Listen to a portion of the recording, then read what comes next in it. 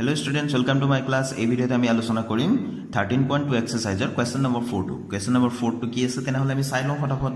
দিয়া আছে চৌপল আকৃতিৰ এটা কাঠৰ পেন ষ্টেণ্ডত কলম ৰাখিবলৈ চাৰিটা শংকু আকৃতিৰ গাঁত আছে। চৌপলৰ জোখ হ'ল 15 cm by 10 cm by 3.5 cm। প্ৰতিটো গাঁতৰ ব্যাসাৰ্ধ 0.5 cm আৰু ইয়াৰ গভীৰতা 1.4 cm।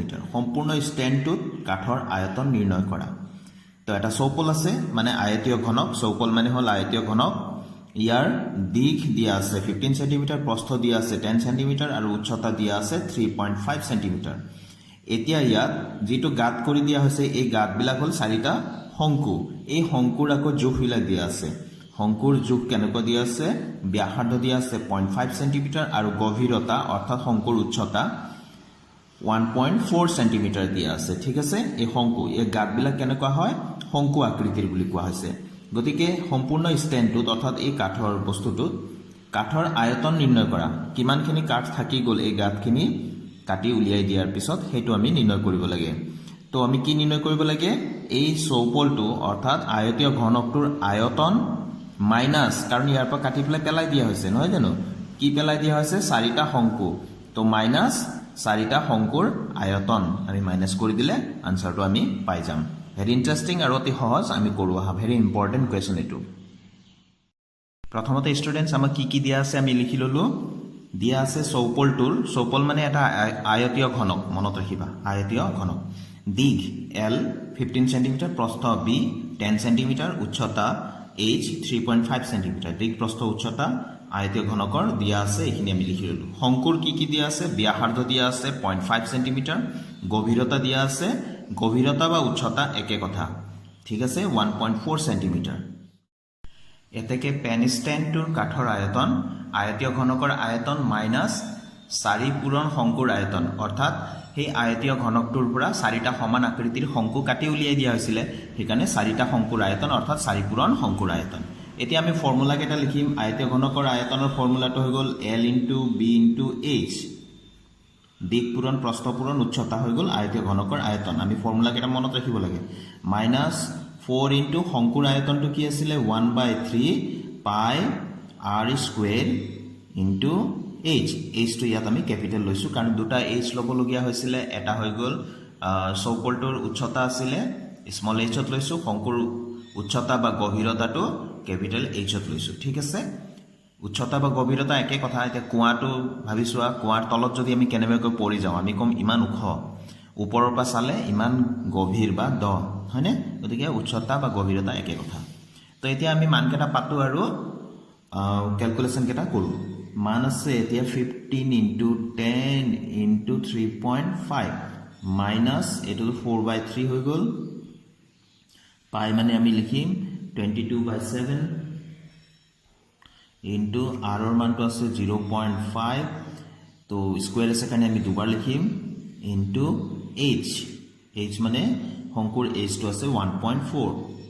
ঠিক আছে, এতিয়া আমি য'ত কাটিব পাৰোঁ আমি কাটি দিওঁ।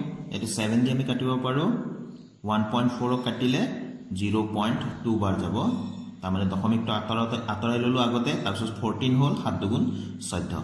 ঠিক আছে, এতিয়া এইকেইটা আমি পূৰণ কৰি পাওঁ ষ্টুডেণ্টছ। 525 15 × 10 × 3.5। তো 10 আৰু 3.5 মাল্টিপ্লাই কৰিলে এইটো 35 হৈ যাব। 35 আৰু 15 মাল্টিপ্লাই কৰি চাব 525 পাবা।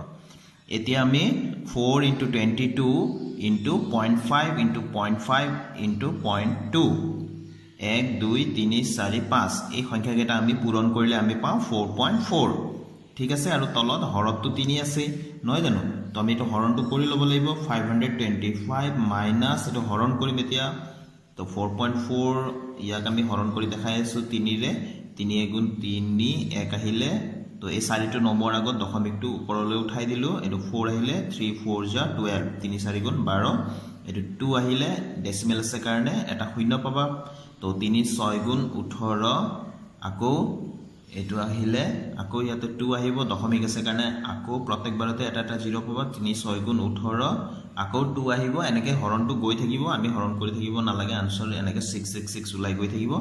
তো আমি দশমিকৰ পিছত দুটা লিখিম যেনিবা 1 1.47 মই 7 কিয় লিখিলো কাৰণ দশমিকৰ পিছত মই দুটা লিখিম বুলি কৈছো 4 আৰু এই 6 লকে লিখিম এই 6 টো লিখাৰ আগতে আমি চাব লাগিব তাৰ পিছফালে কি আছে 5 বা তাতকৈ ডাঙৰ অংক যদি থাকে ইয়াক এক বঢ়াই লিখিম গতিকে 7 লিখিছো ঠিক আছে তো এতিয়া 525 ৰ পৰা 1.47 আমি মাইনাস কৰিম এতিয়া দশমিকৰ যোগ বিয়োগ পূৰণ হৰণ এইবিলাক ভালকে জানিব লাগিব তো 525 ৰ পৰা 1.47 তো ইয়াতে দশমিকৰ পিছত দুটা অংক আছে গতিকে ইয়াতে দশমিকৰ পিছত দুটা অংক লৈ ললো তো 1.47 আমি যোগ বিয়োগত দশমিকৰ তলত দশমিক লিখিবই লাগিব তো এটো মাইনাস কৰি আছো এক ধাৰ কৰি কৰি ইয়াত 10 হল 10 ৰ পৰা 7 গল 3 ইয়াত থাকিলে 9 9 ৰ পৰা 4 গল 5 ইয়াত থাকিলে 4 কাৰণ এক ধাৰ গৈছিলে 4 পৰা 1 গল 3 এটো আহিলে এটো 5 তো আমি পালো কিমান আমি পালো 523.53 এখিনি হৈ গল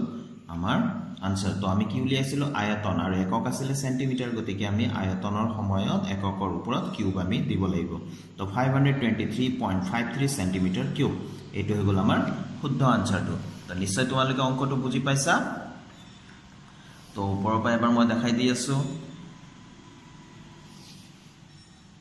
তেনেহলে আজি ভিডিওটো মই ইয়াতে সামৰিছো স্টুডেন্টস নেক্সট ভিডিওত আকৌ লগ পাম নতুন কোৱেশ্যনৰ সলিউশনৰ সৈতে thank you students keep watching my channel